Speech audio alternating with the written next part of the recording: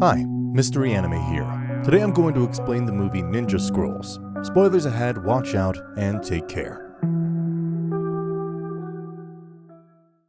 During the Edo period in Japan, a power struggle was brewing between the lords, each clan wanting to establish their favorable house as the ruler of the country. One such clan, named the Yamashiro clan, wished to rebuild the house of Toyotomi, aka the Shogun of the Dark, the ex-rulers of Japan, and overthrow the current Tokugawa Shogunate. For several years now, the Yamashiro clan has been mining gold secretly and building up supplies, preparing for an immediate war. Their secret was well kept. No spy from royalty had ever returned, and even the lower-ranking clan members were kept away from the secret. The day of their plan finally begins, and the Yamashiro clan hires help from the 8 Devils of Kimon, the strongest, most powerful supernatural ninjas all over Japan. After a great storm, the people of Kashima village were busy rebuilding their houses, when suddenly they notice a village girl from the neighboring village walking towards them. She's pale and sickly and walks gingerly. She goes to them and tells them that a great plague had taken over and killed everyone in the adjoining village Shimoda.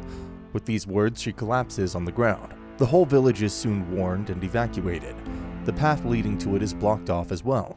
Elsewhere, hired by the people of a nearby village, Kakio, a mercenary ninja, Jubei Kabagami, goes to retrieve their stolen sword from a bunch of goons. With only his sword, he can outclass the enemy rookies who carry guns. They're amazed that the people of Kakio hired him only for 20 gold pieces, when the sword they stole alone was priceless. Jubei has no concern for money, as he takes what he gets. As storm clouds gather, Jubei walks away with his goal accomplished.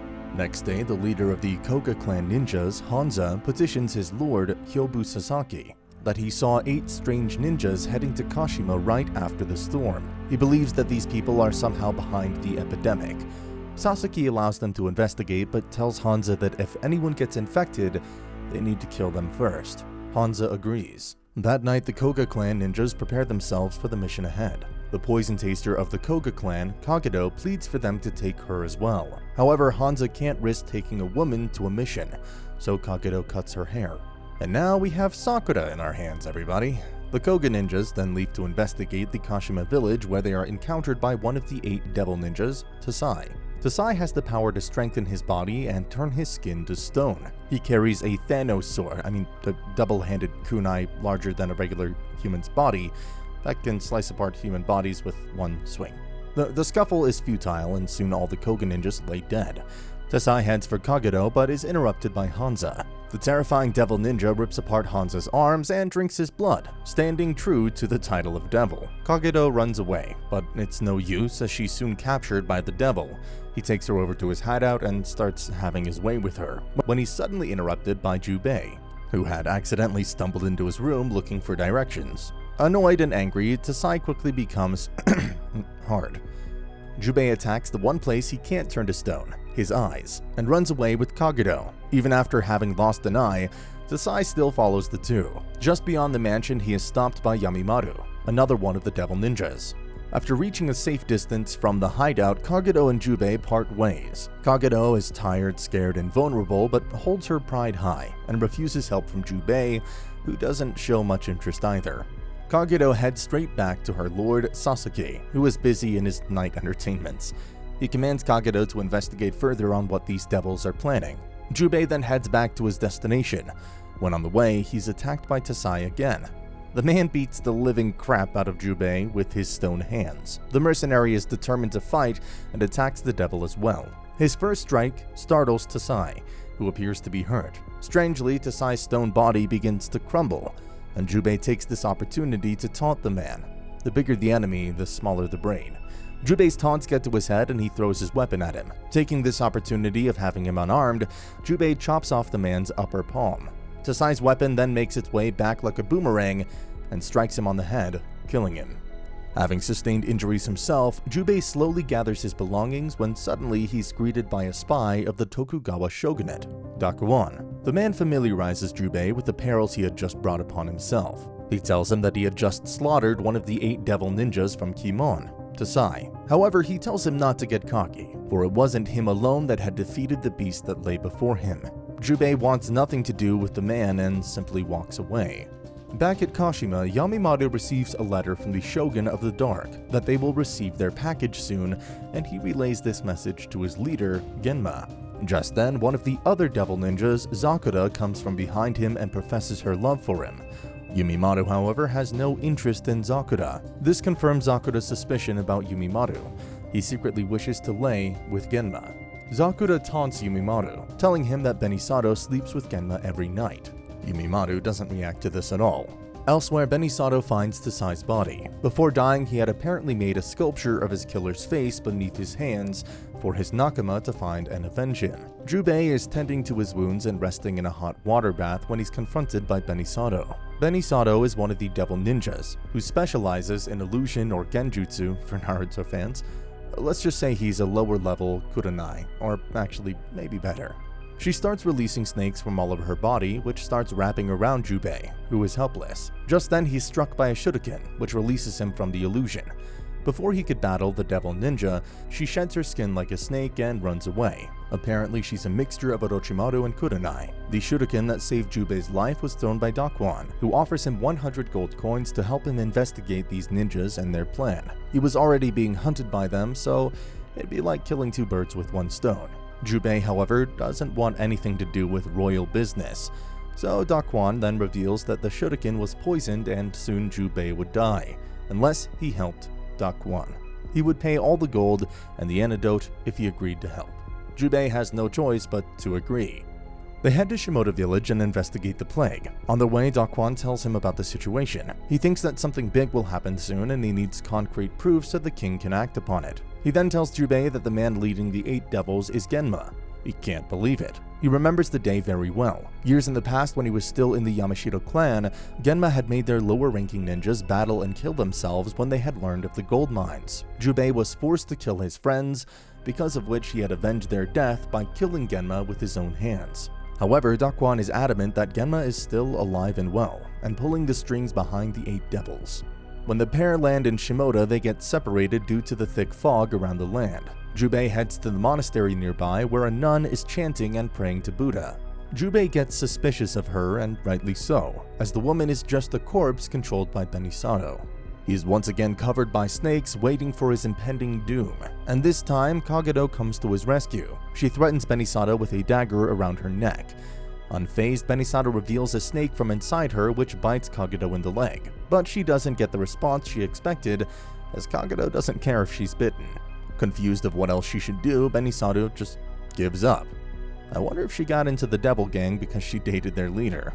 Before Benisato could be questioned by them, a strange string wraps around her neck and she gets electrocuted to death. This was the work of Yamimaru, who hadn't even left the house to kill her. The pair reunite with Dakwon, who tells them that the 3 of them should work together. Kagero agrees and leads the way. Taking this opportunity, Dakwon warns Jubei that whoever sleeps with Kagero or touches her insides is instantly poisoned. This was the same reason why he had been able to beat Tasai earlier. The 3 reach the village and realize that all of the village wells and water sources were poisoned by someone to make it look like a plague. Even the women and children were not spared from this atrocity. Suddenly, Jubei notices a swarm of bees heading directly at them. Well, now we know Naruto stole almost all of its jutsu from here. The group has no choice but to run away. After running for some time, they realize that they can't outrun them, so Kagero uses a pollen jutsu to poison the bees. Jubei notices the caster of the insect jutsu nearby and rushes to finish him off, as the caster must be dead to completely kill the jutsu. He follows the man to an abandoned grain mill. The man, Mushizo, is a hunchback man and one of the 8 devils of Kimon. Jubei asks the man if Genma is really alive, and Mushizo reveals that he was once dead, but he has the power of reincarnation, or in simpler terms, he is immortal. A battle begins, and Mushizo reveals that his hunchback is actually a hive for his insects. Another swarm of bees reveal themselves, but Jubei quickly jumps into the nearby river. Mushizo thinks that Jubei has run away, but he is right below him under the water, and pulls him inside. Jubei has no problem holding his breath, but Mushizo doesn't last very long.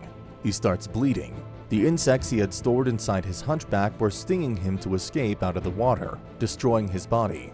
With another strike, Jubei severs the man's head, killing him. Later, Dakwon confirms that such a technique, like immortality, does exist, even though it takes a lot of hard work. Dakwon is unsure if a human could ever achieve that technique. Just then, Jubei realizes that the devils must have come during the storm, and they decide to go to a high peak to scout the area. On top of the cliff, Kagudo notices Hanza and runs to him. The man seems lifeless. His eyes and mouth are sewn shut. Zakudo and the other devil arrives, spreading gunpowder around the air. Jubei takes one look at Hanza and realizes that the man is filled up with gunpowder, and manages to take Kagudo away in time to avoid getting hurt by the explosion. And here we have Deidara. Man, this is just a better, darker version of Naruto, right? Somehow, the two manage to survive a fall from the cliff. With the help of another one of the devils, Mujiro Utsutsu, who is a blind yet extremely powerful and skillful swordsman, Mujiro challenges Jubei to a battle. Mujiro has a great hearing ability, and also uses the light reflections to provoke his enemies into difficult situations.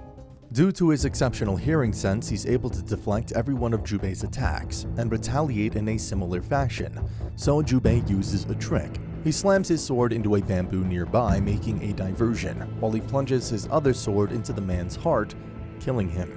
After that, the pair discover an abandoned ship. Jubei concludes that ninjas were after the cargo that arrived on the ship, and also wanted to keep it a secret, which is why they killed everyone from the village, so that the news would not spread.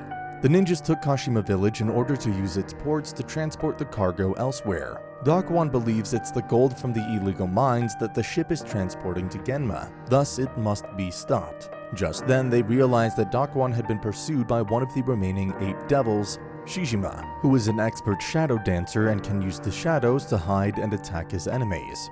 Kagudo sends a message using the Koga bird to send a message back to her lord, asking for help, although none of them except Kagudo believe that that would be any help. Shijima uses the shadow clone technique to attack them, but Jubei can see right through it. He slices off the man's legs in an instant and pursues the man into a more secluded location. While he is gone, Kagudo, who has now fallen in love with Jubei, threatens Dakwon for his cure, but the reply is not something she can comprehend. Nonetheless, Dakwon assures her that a cure exists. Jubei finds that he had been tricked by Shijima. The devil had lured Jubei away while he himself had gone back and captured Kagudo. By the time Jubei returns, he only has a message demanding that he show up at an abandoned temple nearby if he wants to see Kagudo again. Despite Dakwon's warning, Jubei rushes to save her. There, Shijima uses his jutsu to make Kagudo attack Jubei, while he hides in the shadows and binds him. Jubei, however, does not resist against Kagudo, and attacks the shadow instead and throws his sword at it to kill Shijima, and release Kagudo from his hypnosis. Jubei falls unconscious as well. When he wakes up, Kagudo offers herself to Jubei, as making love to her is the only way to cure his poison, as Dakwon said. However, Jubei doesn't take up the offer. What a Chad. The night of the shipping arrives, and surprisingly Sasaki arrives with his crew, but it is actually Genma in disguise, who stabs Kagudo straight off to provoke Jubei into a fight. Angered, Jubei starts attacking and killing the men around him, one by one. Yurimaru goes to battle him and makes a classic villain mistake of not killing him straight off. He tortures him instead for a while. Suddenly an explosion occurs, probably conjured by Zakudo, blowing him into bits and pieces. Jubei quickly rushes to Kagudo on her deathbed. She confesses her love for him and they share a kiss, and she gives him her head ribbon before she passes away from the injuries she had sustained. Genma and Zakudo have already gotten aboard the ship and are ready to head to the Shogun of the Dark with their gold. Once aboard the ship, Genma betrays the Yamashiro clan leaders and hopes to use the gold to make an empire of his own and become king himself. Jubei makes his way to the ship as well and reunites with Dakwon, who's fighting Zakudo. The two of them are able to blow up the woman because of all the gunpowder in her body. Now the only one that remains was Genma, who orders everyone to abandon the ship and wait for his next orders because he would return. The ship begins to fire up after the explosion, and amidst the chaos, Genma and Jubei meet, both determined to kill each other off.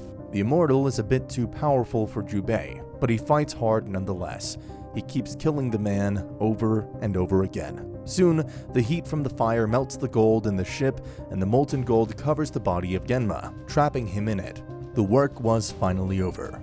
And despite losing Kagudo in the battle, Jubei was able to accomplish what the Tokugawa Shogunate wanted for years, taking his revenge in the process. Life wouldn't be the same again, but life would remain. Subscribe for more videos like this, turn on the notifications, and leave a like to help the channel out. Thanks for watching.